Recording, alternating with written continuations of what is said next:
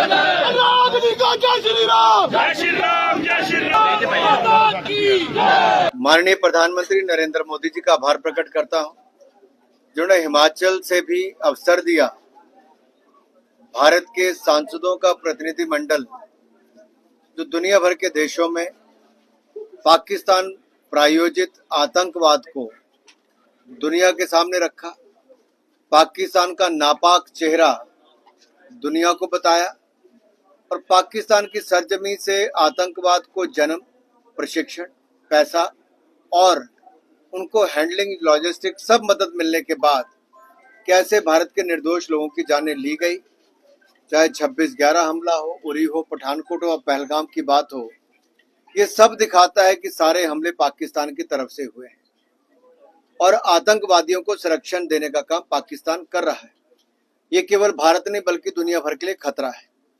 और भारत ने जो वापसी प्रहार किए वो 14 दिन इंतजार करने के बाद किए, जब पाकिस्तान ने द रेजिस्टेंस फ्रंट, जो एक टेररिस्ट संगठन है, लश्कर तैयबा का फ्रंटल ऑर्गेनाइजेशन है, उसने अपनी जिम्मेदारी मानी कि उन्होंने पहलगाम के हमले को अंजाम दिया था, लेकिन पाकिस्तान ने उनके खिलाफ भी कोई कार्रवाई नहीं की।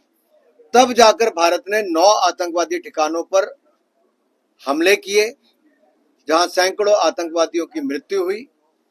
लेकिन एक जो दिखाने वाली बात है, पाकिस्तान आर्मी के जनरल्स हो, बड़े अधिकारी हो, पुलिस अधिकारी हो और साथ ही साथ आतंकवादी भी एक ही समय में जनाजा निकालने के समय वहां पे थे। जब उनको दफनाने का आतंकवादियों को काम किया गया तो पाकिस्तान के झंडे में आतंकवादियों के शरीर को लपेटा हुआ था और पाकिस्तान आर्मी के बड़े फौजी अफसर वहां पे मौजूद थे आतंकवादियों के साथ। तो एक गठजोड़ आतंकवादी और पाकिस्तान फौज का साफ नजर आता है।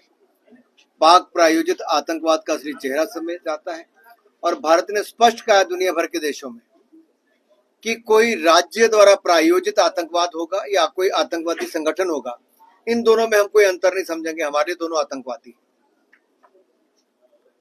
और अगर पाकिस्तान अपनी हरकतों से बाज नहीं आता तो भारत जैसा पहले प्रहार किया वैसे प्रहार करता रहेगा। राहुल गांधी बोला है कि नरेंद्र सरेंडर। कुछ लोग ऐसे हैं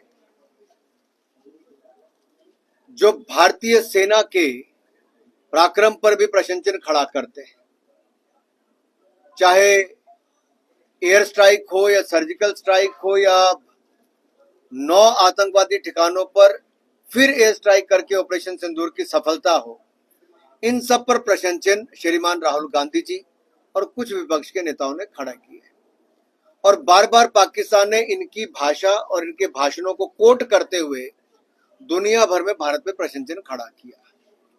अब बात ये खड़ी होती है कि क्या राहुल गांधी जी पाकिस्तान की भाषा बोल रहे हैं?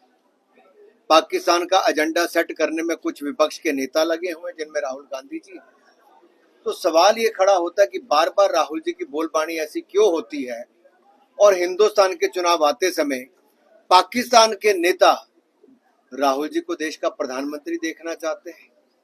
ये अपने आप में तार कहाँ जुड़े हुए हैं ये अपने आप दिख रहा है। सर, अभी सुखविंदर सिंह सुक्खू देहरा दौरे पे भी थे। उनका कहना था कि केंद्र सरकार द्वारा जो है वो हिमाचल प्रदेश के साथ दोगली राजनीति की जा रही है, कोई सैंक्शन जो है वो नहीं दी जा रही है, बार बार मांगने पर भी जो है वो कोई भी जो है राहत नहीं दी जा रही है। इससे बड़ा दुर्भाग्य क्या होगा कि जो भारत सरकार द्वारा 500 करोड़ रुपया एक बार नहीं 2-2 बार दिया गया, बगैर ब्याज के दिया गया, उसके लिए भी धन्यवाद, बधाई कुछ नहीं दी, केंद्र का आभार प्रकट नहीं किया। केंद्र ने हजारों करोड़ रुपए की प्रधानमंत्री ग्रामीण सड़क योजनाएं दी। मन छोटा इतना है कांग्रेस के नेताओं का कि उन्होंने जो सांसद की जिम्मेदारी है उसके शिलान्यास करने की, उद्घाटन करने की, उसमें भी सांसद का नाम काट दिया, बुलावा तक नहीं दिया। ये बिल्कुल रूल्स की अवमानना है और रूल्स के खिलाफ है। और यही नहीं, जो 93,000 के लगभग मकान प्रधानमंत्री आवास योजना में गरीबों को दिए गए, उनको देते समय भी जो सांसद है उनको नहीं बुलाया, जिस सबसे बड़ी आवाज उठाने वाला तो मैं भी था। सर, देहरा में भी है ऐसे कोई प्रोजेक्ट? 4-4 सड़कें यहाँ पर इसके आसपास बन रही, प्रधानमंत्री ग्रामीण सड़क योजना। सर, जो अभी प्रदेश की सियासत चल रही है और क्या कहेंगे उसको लेकर कि अभी भारतीय जनता पार्टी के प्रदेश अध्यक्ष भी बनने हैं, आपका नाम भी चल रहा था, क्या कहेंगे उसको लेकर? मेरा नाम कहीं नहीं।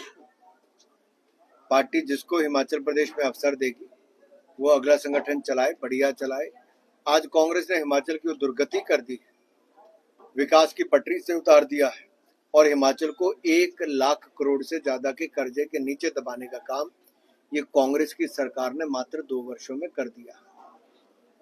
हिमाचल को उस स्थिति में लाकर खड़ा कर दिया कि आम जनता तो त्राही त्राही मचा ही रही है, कांग्रेस के कार्यकर्ता भी अब अपनी सरकार को थू थू कर रहे हैं। पोंग डैम विस्थापितों को जो है देरा में जो है पट्टे बांटे हैं सरकार ने, और अभी भी पर लड़ाई जो संघर्ष की लड़ाई लगातार जारी है और पोंग डैम विस्थापित कह रहे हैं कि उनको सुप्रीम कोर्ट के लिए केस लड़ने के लिए वकील चाहिए, तो प्रदेश सरकार से लगातार गुहार लगा रहे हैं। और राजस्थान ने जो है वो अपने अच्छे खासे वकील जो है वहाँ के लोगों को दिए, क्या कहेंगे? देखिए, राज्य की सरकार के पास बहुत सारे वकील होते हैं जो उनके पैनल पर ही होते हैं।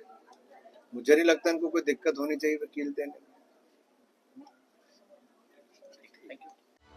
लाखों के इनाम ही नहीं, स्कॉलरशिप भी, केवल कंपटीशन ही नहीं, विज्ञान के प्रति रुचि भी। विद्यापीठ संस्थान लेकर आया है कलाम ऑफ हिमाचल, एक ऐसा टैलेंट हंट एग्जाम जहां तलाश है एक और कलाम की। 1 घंटे का एग्जाम बना सकता है आपको लखपति और दिला सकता है लाखों की स्कॉलरशिप। तो आज ही रजिस्टर करें और टाइप करके भेजें KOH स्क्रीन में दिए गए नंबर पर।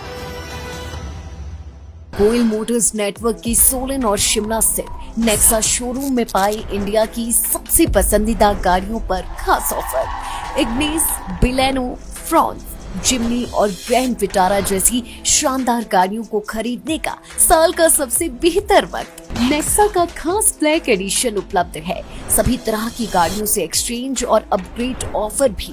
तो देर किस बात की, आज ही सोलन या शिमला में गोयल मोटर्स के नेक्सा शोरूम में पधारे और पाए कार खरीदारी का एक कभी ना भूलने वाला सुखद अनुभव।